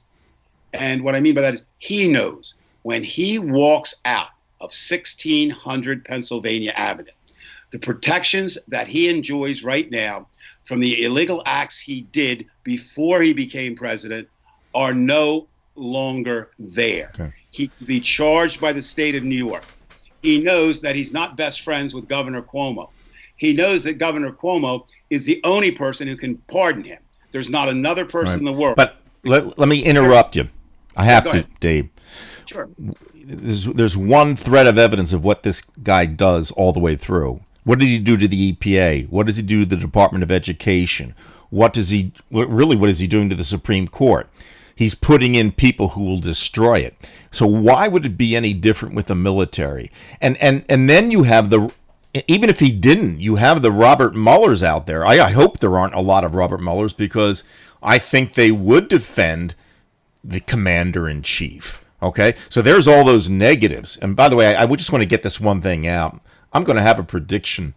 Not that it matters. I usually don't do something like this. But because of this, I think that Colin Kaepernick, if he still is able to play, he will be offered a job now.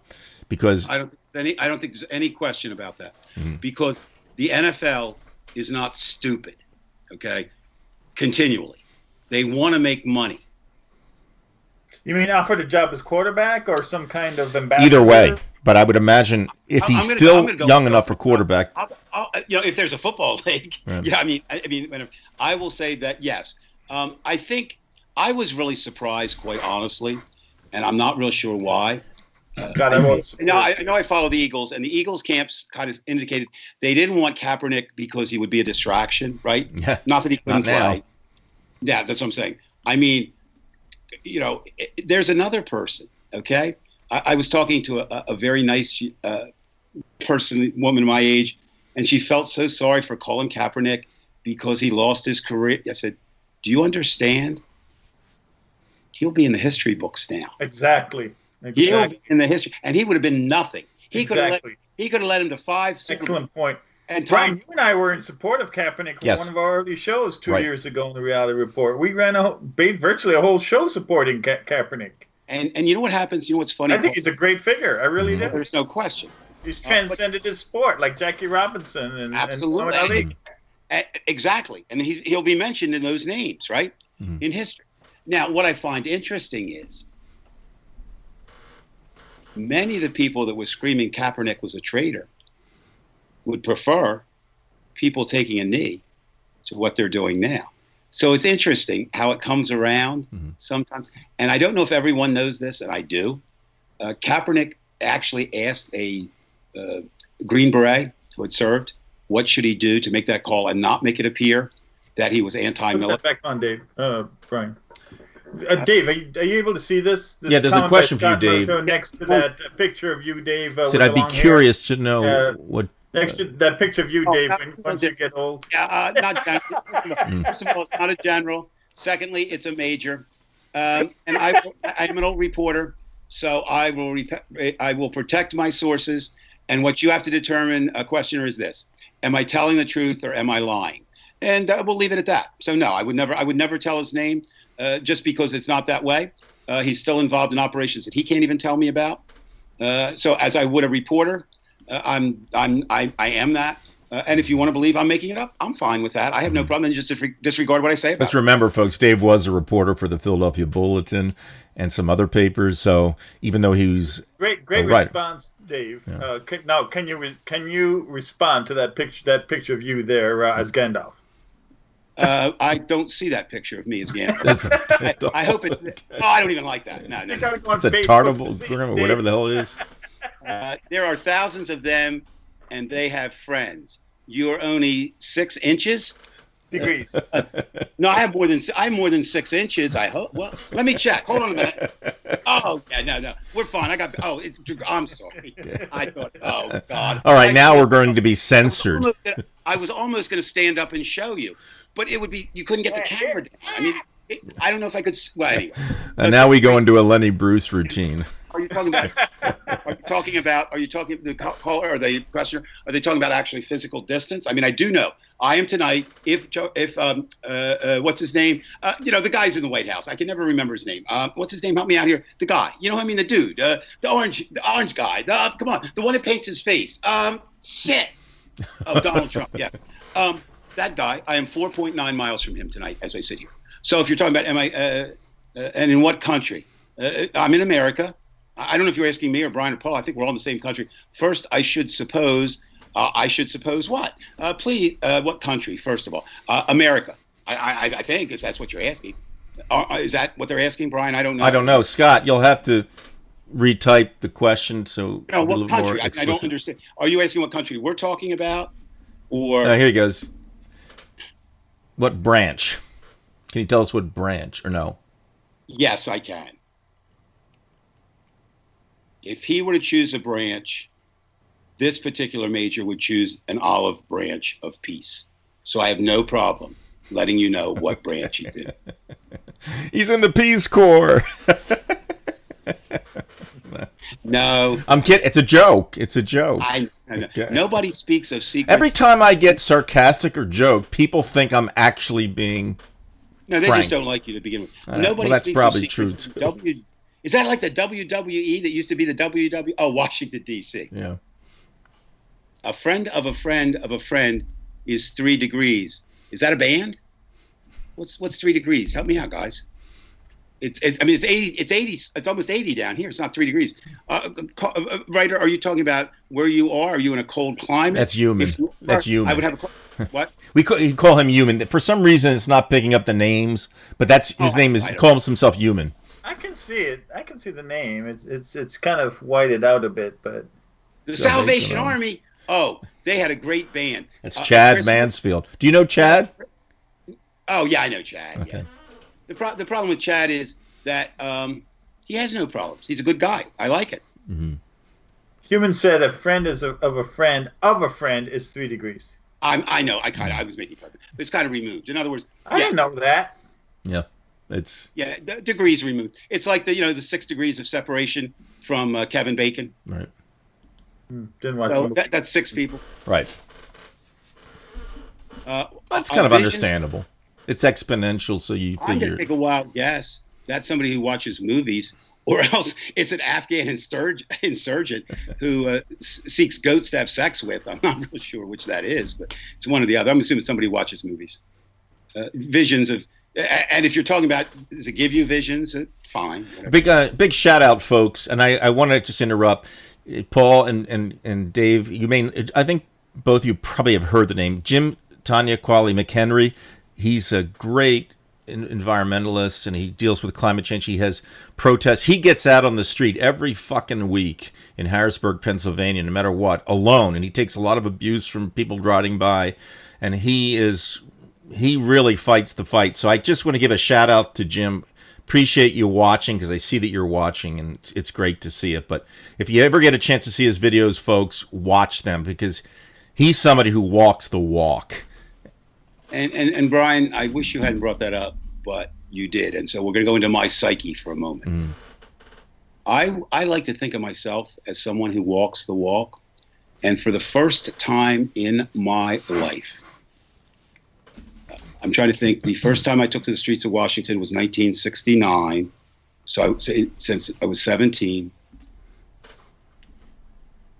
I'm not sure that I'm not kidding myself in this. I'm not sure that, because I'm saying I don't go to these protests because they don't need me because of the pandemic, but I'm not real sure that I haven't aged out, and that bothers me. Is it a cop-out that I say I need to stay here and write, and that's what I can do?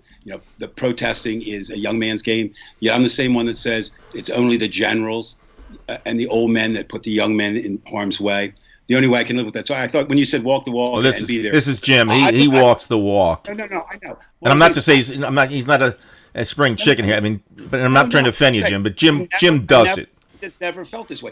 I would feel comfortable going every day to the White House, and protesting Donald Trump if there weren't a pandemic out there. So am I not committed, to doing it because of the pandemic? I don't think so. I hope not. But I wonder, if the pandemic ends tomorrow, will I go out there? And I'm pretty sure my answer would be yes. Mm-hmm. And then I have to judge my own behavior for not going out there when it was there. That's all I'm saying. Right. Or 4, maybe. I missed the first part. What's that about? 4 degrees. I'm sorry, what? 4 degrees. He says, my stepbrother taught the Obama girls, so I was 3 degrees from the prez. Okay. So, yeah, okay. Yeah, I mean, that kind of makes sense, right? Oh, no. Yeah. Or maybe 4, he said. So. All right, Paul, can I ask you a question? Sure. You're the logical one of this trio. Whether you agree to it. I mean, so yeah, right. It's sort of like Manny, Moe, and Albert Einstein, or something like that. It's not really the true Pep Boys or the Three Stooges. But anyway, when you go to bed tonight, right? Talking about Donald Trump, and I might ask you others, but that's sort of, what's the thing that most concerns you about Donald Trump when you go to bed tonight? What do you think it will be? Or, I mean, if you can't do that, what concerns you right now? I mean, well, your number one concern. Well, right now it's his reaction to crisis, right. And we've got more than one crisis going on right now. True and the man's unstable. He uses extra legal measures, and he's emotional and off his rocker. So. Really, that is the concern we should all have: is how does this man react to crisis? And this crisis looks like it's building. I certainly no. We don't know, right? And how is he going to respond? I think that should be a concern to all of us. I mean, that was asked rhetorically, but I'm going to answer it. He's going to respond poorly, whatever he does. Right. He will do the wrong thing. Not the way we would assume a president does. I don't think it's not the way. And will he march us closer towards fascism? I mean, that's Well, and let me ask you something, Paul, too. And I struggle with this. Why is it that so many Americans who support Trump, is it because of Trump or because of the Republic or whatever? Why are they more concerned with becoming a fascist are not concerned with becoming a fascist authoritarian regime, more concerned with becoming even in any way smeared with the title socialism, although we have it embedded in our government and Social Security and so many other ways. Do you have a rationale for that? I struggle with that. Well, I think a lot of his supporters will thrive under fascism. I mean, they want a chance to use, one of the 300, one of the weapons in their collection, one of the 300, firearms and whatever, automatic weapons and such, or semi-automatic. That's what they want. They want a chance to shoot at minorities and immigrants. I mean, that's what they want. I mean, they'd love it. And any Democrat, apparently, according to Trump and the Cowboys. I'm sorry, Brian. Any Democrat. You heard the comment by that. I forget that guy. I know. Cowboy Joe or whatever his name was. I mean, I'm not disagreeing with you in any way. I'm just trying to wrap around. You don't think Trump would come out? He would come after you, Dave. You'd be his main meal. It wouldn't matter that you weren't black. No, he would have his meal before he came. What he would do, and I know this for a fact, this is the main reason why the man should not be president. He has a world-class chef. You realize that, right? I don't know much about it. He can get, yes, they do. That's a prime job. They have to. That job. Yeah. Mm-hmm. Can you imagine on your resume, once the chef, and they're not going to ask whom. They don't care. Now, and he can get any ingredient that's available anywhere in the world, including the monkey that allegedly gave us the pandemic. I mean, anywhere in the world. And he gets his chef to make extra burnt cheeseburgers like they do at McDonald's. Are you kidding me? So you said main meal. No, he'd have one of those. Then he'd have the Diet Coke that he drinks, which he thinks, I guess, reduces the calories. And obviously it shows in his wonderful ab pack that he's carrying. Okay, so actually his diet is working very well for him. So would he, well, yeah. Now, would he waste his time on a pipsqueak like me? No, of course not. But you would be meaningless to him. Brown shirts, right? No. And again, you start off by saying courage. No. Donald Trump individually does not threaten or concern me. Yes, but those types do not like people like you and like me and like Paul. I know something, Brian. I don't like them. Okay, so they've got the guns. They're armed. I understand that. Yeah. Maybe what'll happen Paul is and I are thinking alike. Maybe they'll get me, right, Paul? They got me. They're bringing me in. They're going to open the Ark of the Covenant, and I know enough to close my eyes. And just like Indiana Jones, they'll all turn into devils and fall down dead. I don't know. Right? You can't. I mean, I understand what you're saying, and I'm making light of a serious situation because I don't really consider it serious. I would welcome if Donald Trump got control of America. I would welcome being imprisoned. I don't know if I'd welcome being killed. That would be a little dramatic. But I mean, I couldn't be part of his America, and I couldn't shut up. So what other thing can I do? Some kind of irony would be great with Trump. I have to accept the repercussions of what I say, right? Right. Who Q is? Yes. Q is the guy and sometimes a girl, it depends, in the James Bond movies that make the cool weapons that he uses. I assume they're talking about the Q organization. Is that what you're talking about? Yes, I think the QAnon. Do I know any members personally? And that's a dangerous thing. Look what they're doing to Antifa already, and they're trying to but Brian, position the minds. Again, maybe because I've been through it, not at this level. Like Paul pointed out very astutely earlier, this is everything coming together is like, super steroids that we've never seen the country face. But that's nothing new. The FBI had informants and planned it, and some provocateurs planned it. I think the problem is that there are so many people involved in this with so many conflicting persons. It would not surprise me if there are members of the government or agents of the government out there doing certain things to get the protesters blamed. I'm sure that Antifa is out there. I know that for a fact, certainly. I know that there are, it would not surprise me, and I'm almost 100% certain, there are white Aryan groups out there making their case that these blacks are nothing but disturbers. And, of course, you have young blacks who are just at their wits' end.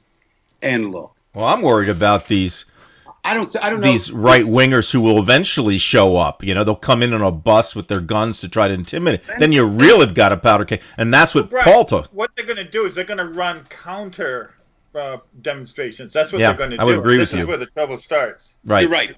And then it escalates, and you can't control that at It's that already point. happened at Toledo. Oh, really?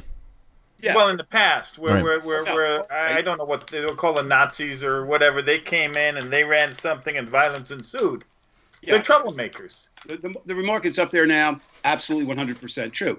They've been doing that at least since J. Edgar Hoover was there. So we'll have another Charleston, but it'll be Yeah. worse.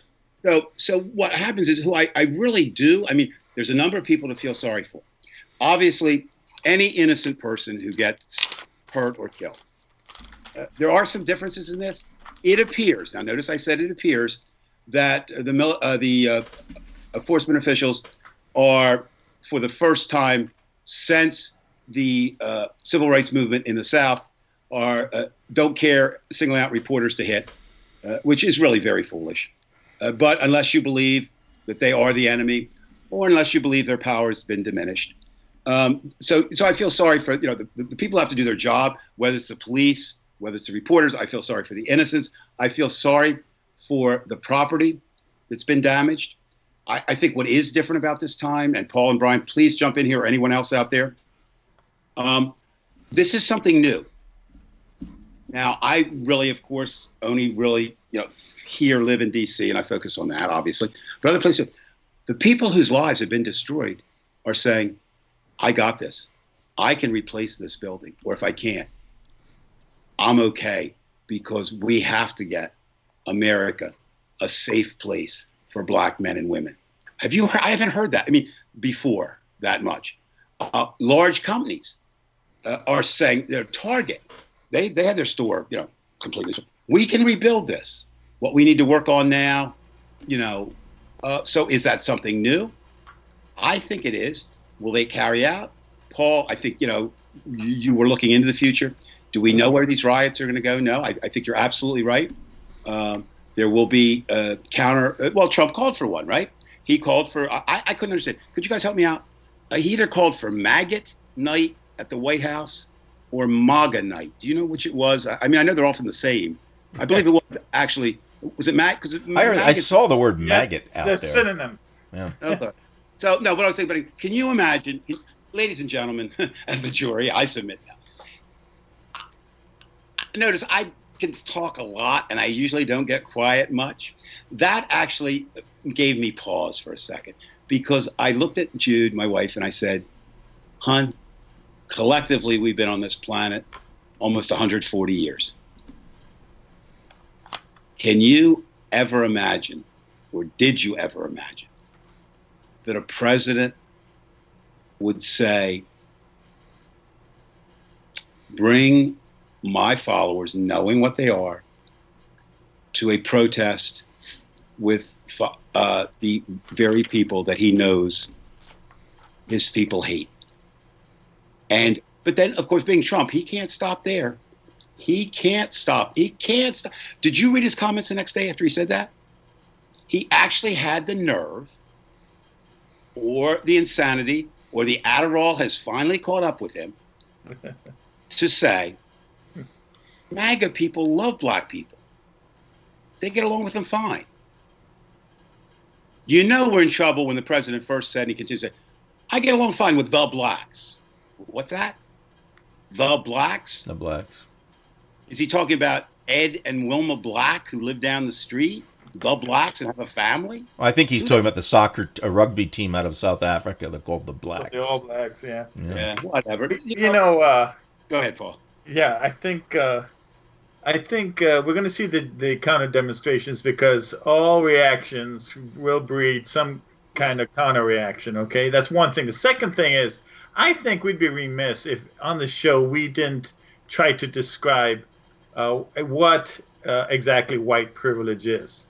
Because white privilege does not mean that it's an automatically dismisses all the hard work that white people may have done to get where they are. White privilege refers to the fact that they start off on square one, well, square 10, let's say, while their Americans, Black Americans, start off in square one. That's really what white privilege is. Have It's either not, of you? Oh, I'm sorry. Go ahead, Paul. I can it's not meant to denigrate any of the hard work that we may or may not have done in our lives to get where we are. It's really the fact that we start off on a better square. That's just Paul, the fact of the matter. Support that fact. Have either of you seen? It's making the rounds. Shout out to Rachel Mayhew, who I think not only is she was taught with us, Brian. I think is not only one of the finest teachers I ever met, but one of the finest human beings I've ever had the fortune to encounter. She posts a lot of things on my page, which I welcome. And I was actually thinking about posting this, but there's so much. It's a video, and I'm not real sure. It's on my page if you haven't checked it out. From Rachel sent it to me. But it's basically, it sounds like a Southerner actually. And he lines up all these people, right, white and black, and he says, and he asks a series of questions. If you've never, right? If you and when he gets done with these questions, you see the blacks who've answered honestly all the way in the back, right? Mm-hmm. And in the front are these whites with a huge distance between them. And he said, now what I want to say is we're still going to run this race. It's going to be a race. But he made every white person turn around and says, that's where they're running from. And this is where you're running from. It was the best visual representation I've ever seen of white privilege. Now, let me go. I use a lot of stories as they involve my family or me. I'll give you one. My son was an athlete when he was in high school, and his favorite sport was basketball. And there were 4 friends that were virtually inseparable. All basketball players, all good basketball players. 2 were black and 2 were white. And here's his story. And it's true because we all have those stories if we had any friends that were black. For the sake of this story, Michael and Brian are white. Benji and Will are black. He said, when Brian and I go riding together, we have no problems whatsoever. They would go like teenagers do and park somewhere, and sit and probably share a beer that they shouldn't have. But yes, he said, we never have any problems. He said, when I ride with Will or Benji, 50% of the time we will be pulled over and questioned. Roughly, if we're someplace like that. He said, while Brian and I are running scot-free, we'll come back and talk to Will and Benji, and they almost got arrested. Now, what's the difference? Totally. They were all doing the same things. They were all doing the legal things, and they were all doing the illegal things together. Simply color.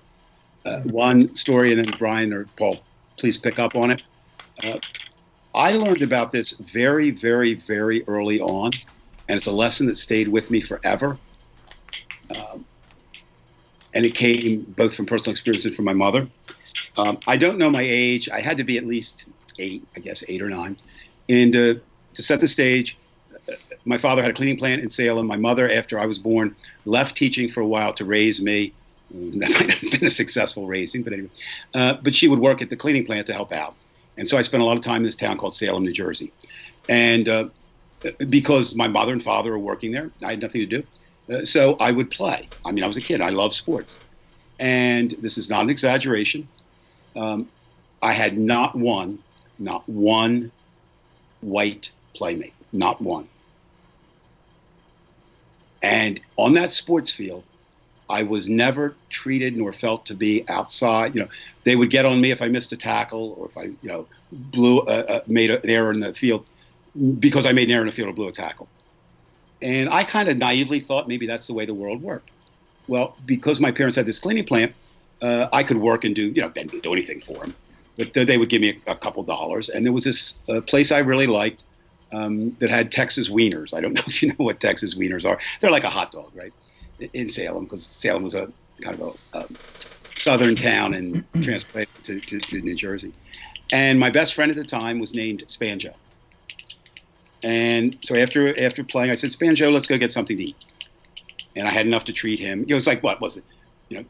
Was it $2? And, you could get a steak dinner. I had enough to, certainly get some French fries and stuff. We go in, we sit down, and this would have been somewhere between 1960 and at the latest 62. And we sat down, and I'd been there a few occasions before, and we get no service. Now, I knew that I got service, right? And I'm kind of getting, and finally Spanjo looked at me, and he was the same age as I was. Let's go. I said, no. I said, let's go. And he said, I'm going home. And I could tell that he was disturbed. I didn't know why. So I went to my mother, and I sat, Mom, I don't understand sex mentor. And she said to me, now this is 1960. She said, what you've just learned, son, is the difference the way world treats you when you're white and when you're black. And ladies and gentlemen, I have seen nothing in my life in the ensuing 60 years to prove differently that I am given advantages every single day of my life because I am white that people of color are not given. There is nothing, there's no story you can tell me, there's no statistics you can tell me, because they would be fake stories, that white privilege is not real. So having said that, I've written about this a lot. Having said and recognized that white privilege is real, and I'm a beneficiary of it, I have three options. Well, let's assume I don't know white privilege is real. There's only three options you have if you're a white person. You can deny it. It doesn't happen. I'm done with it, right? Okay. You can accept it and say, yeah, but I'm not going to do anything about it. Or you can do something about it. I would prefer not to give up what I have, but I would prefer that some of that be shared. And I would prefer that, I guess I'm going to say it this way, that I'm going to try to shut up, although I feel so passionately on the subject. I would like to live in a world where I knew that every advantage I had, I earned. It was not given to me by my color. And tonight, and every night, I can't say that. I know that my life would be different were I black. I know that I might be the same person in my heart, but I know I would not have received the advantages that I've received, not being white. So white privilege to me is something that I have to work to help where it becomes human privilege, not white privilege. That's right. Right. Well, I don't want to go too deeply into this. My opinion, I think both of you eloquently explained white privilege, but I would just, and you probably won't like where I'm going to go with this, but just thinking about determinism. Nick the Modern Mystic, Dave, you're not familiar with him, but he basically gives the example of this sphere, and we're at the very edge of the sphere, and the past is really the entire sphere, and we're just at the very edge, and we're so affected by it. And I just find it very depressing when a lot of white people have no empathy for African Americans to say, well, I made it, they can pick themselves up by the bootstraps and do it themselves.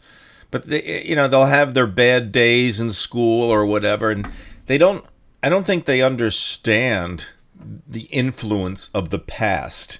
Even the mild past, like, for example, my parents were hardworking. I don't say blue collar, but my father was a dental salesman. He had a certain level of vocabulary. But my friends had parents who were physicians, and I knew that my vocabulary was different than their vocabulary. Now, sure, I might have to, read a lot and develop some type of vocabulary, but they had it going for themselves prior. Now, I can't bitch and moan about it at this point, but what I'm trying to say is that determinism is such a strong force, and that somehow people don't seem to understand that. And I'm not making excuses for people, but what the African American experience is something like that sphere, and they got hit really, really hard, and they got sold the song and dance by Christianity. I mean, they gave them nothing but pie in the sky.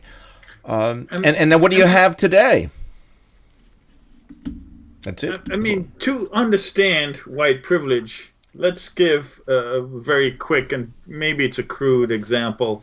I'm a black young male born.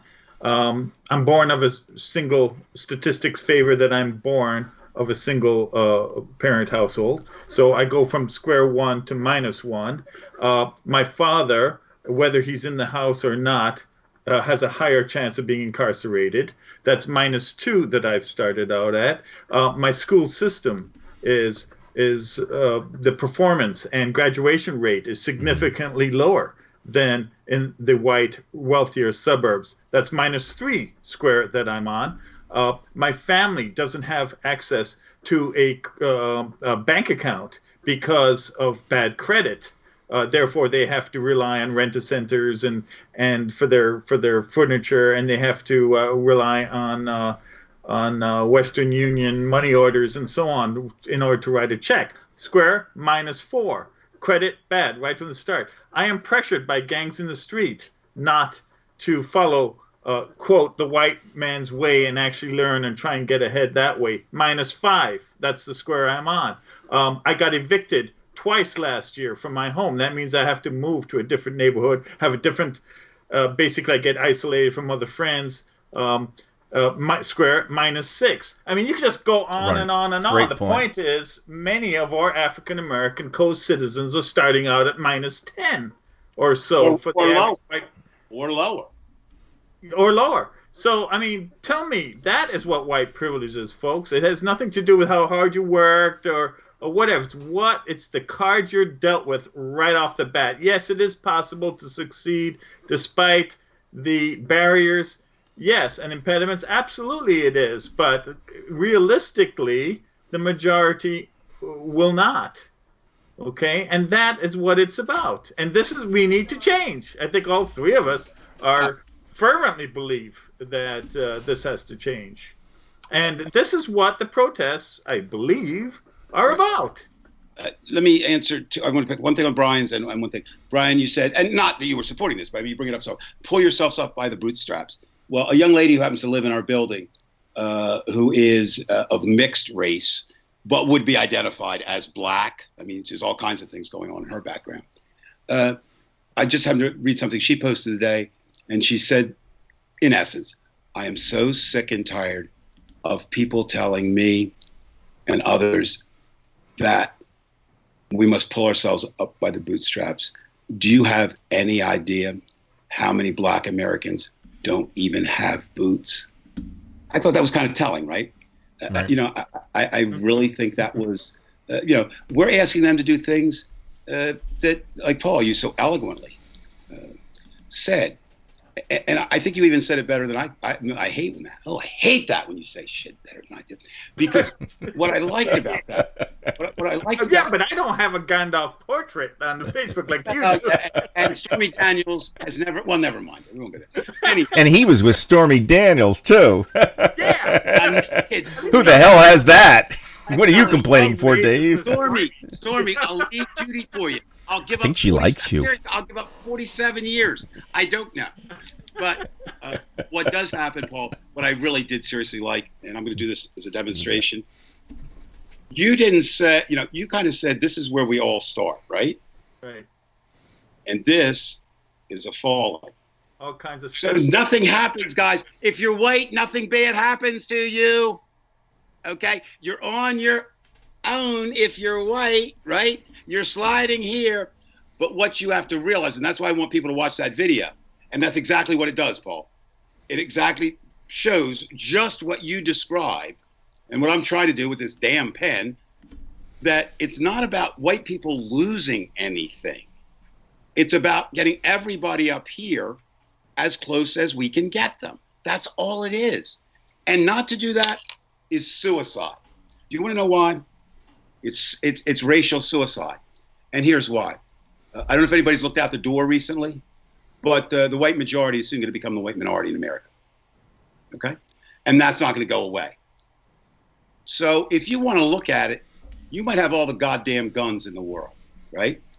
But the last I knew is you can only fire 2 guns at a time unless your Peter is so long you can wrap it around a trigger and fire 3. And I don't know. I don't know anybody who actually has that condition. If you do, please call Stormy Daniels. Maybe they need reduction surgery because the rug burns were getting them. The thing is, all those guys, you can infect it. I shouldn't have said that. Coexistence is survival. Especially, guys, let's go back to this. I don't want you to forget what Paul said. You're not giving anything up. You're not. What you're doing is, in essence, making the world better, not necessarily for people of color, although that's part of it. You're making it better for everyone, including the children of the children of the children of the children that are going to follow you and your family. It's sort of like, I had I had all white neighbors. I mean, I lived in a white neighborhood. And they say, oh, that damn city of Bridgeton. I said, are you stupid enough to think that crime stops at the railroad tracks? Brian, how far did we live when we lived in that neighborhood? Well, I mean, a quarter of a mile from right, the at the city most, limit, right? If that. So he said, oh, yeah, we're going to be safe. No, if you don't work with that city of Bridgeton, which is a minority town, you're saying to them, please come rob my house. Now, that's, Paul, something I want to get into just for a moment, get back to the pandemic and the rise. Certainly the pandemic has shown us a number of things, but you are an ignorant, illiterate fool with no brain, or your brain is damaged if you do not see that it also showed us very clearly, again, the implications of race and segregation in America. And I know we don't have legal segregation, but we have financial segregation in America. And it was there. So suddenly, these people who can be killed at any moment, when I say these people, I'm saying people of color, not people without color, suddenly get a chance to maybe grab a few things from a Louis Vuitton store or an Apple store.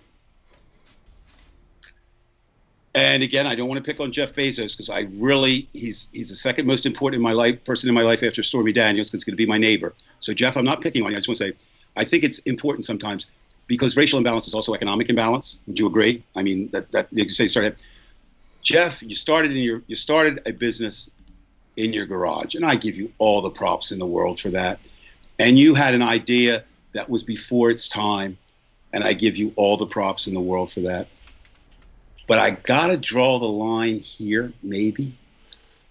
Are you really worth? He currently makes $119,500 a minute. Is any human being really worth that if children go to bed hungry? So again, it's all interrelated. Economics, race. I mean, I have a theory for what it's worth. If the South hadn't had fertile farmland, right, and if my ancestors, who were Southerners, would work the goddamn farms themselves as farmers, but they didn't, you need people to work the races, we wouldn't have had slavery, right? So you can actually say that in many ways slavery was economic. Then from there comes, the racial. I mean, how do you keep a people? You white fucks. How do you keep a people saying, if you learn to read, we will kill you? That's not imaginary. That was the rule, right? Now, despite of that, we got some brilliant black scholars out of that who risked that, and then expect them to turn around on a dime. Douglas comes to mind. Yeah. Turn around on a dime. It doesn't work that way. And again, she'll probably never talk to me again, although I'm using the right way now. Nina Hendricks, Brian worked with us. I would say that in my 34 years in education, she might have been the classiest person I worked with. Classy meaning, and we were at we were at a conference together, and so we went to lunch, and she told a story that I thought was very telling. She dressed immaculately. She carried herself with precision. And she said, in this restaurant we were sitting in, she says, everybody's looking at me. And I said, I don't think so, Nina. And then I looked around. Well, everybody was white. Not that I don't see color, but in that particular sense, I didn't. And then she proceeded to tell me a story, which I thought was very interesting. She said, I am treated differently because of the way I carry myself. But she said, if I'm mopping my floor on a Saturday morning and I put a rag on my head, to keep my hair, and I rush out to the store, she said, I'm just another black person who's probably going to rob that store, and that's the way I'm treated. So you can't escape it, right? I mean, you shouldn't. Let me say it this way: you should not. people say you shouldn't be ashamed of your color. Well, of course not. But you shouldn't have to be fearful because of your color. And I don't know how a black person, a brown person, a red person, or a yellow person, in other words, somebody who's not white, they all have stories where simply, not because of who they were or what they were doing, because of the color of their skin, they were harassed with the ultimate of harassment we saw witnessed in the streets of Minneapolis. The crime that man was killed for was attempting to forge a check. That's not the crime he was killed for. The crime he was killed for was being black in America. Mm-hmm. It's that simple. You know, I hate to cut us off, but we're at the 2-hour mark. I think that might be a good place to stop, and maybe we can continue this next week, gentlemen. I'm only coming back on if Paul agrees. I'm tired. Paul's always welcome. We work together all the time. So, so maybe next week. And if there's anything else you wanted to finish off with. You guys should Paul? close out. I'm going to sit back. No, I really enjoy joining you guys as usual. And I was actually just came home, and then Joey sends me a message and says, "Are you watching Brian?" And I had no clue you guys were on. And then, of course, I saw that you guys were on, so of course I butted in, being impolite as I always am. You never. And, impetuous as I always am, but certainly as work allows, I think we'll start running a few reality for a long reports. time. Yeah. We'll have to start doing that. And Dave, you're certainly welcome to come on Reality Report as well. I appreciate it. And I do have one question though. When you said Joey, whom we all know, Joey, shout out Joey. Joey Fulcher. Yes, shout out to Joey. We have great conversations at night. Sometimes just writing back and forth, sometimes on the phone. Joey is someone I would consider to be one of the hardest things to be in America today. He's a pure-hearted soul. I think that's very hard to be. I know I'm not one. I think Joey is. But Joey's wonderful. When Paul, when you said, I was a little worried about, you jumped right on when Joey told you Brian was on. Weren't you worried? He runs that shower cam where it's Brian in the shower. Okay. Weren't you worried? I mean, have you ever seen that? That is disturbing. I mean, wow. Don't watch Brian in the shower. Okay. I think I'm going to end it there before we start getting back into it. Don't even watch him if you're blind. Okay. Okay. God. And you were ending so well until that point. Now everybody's going to say, he's fucked up. I shouldn't have watched. And here's Joey. Now you got Joey going. And Joey's going to text me for the next 2 weeks. Shout out to Joey. Joey, watch out. Go to bed. All right. See you later, everybody. It's been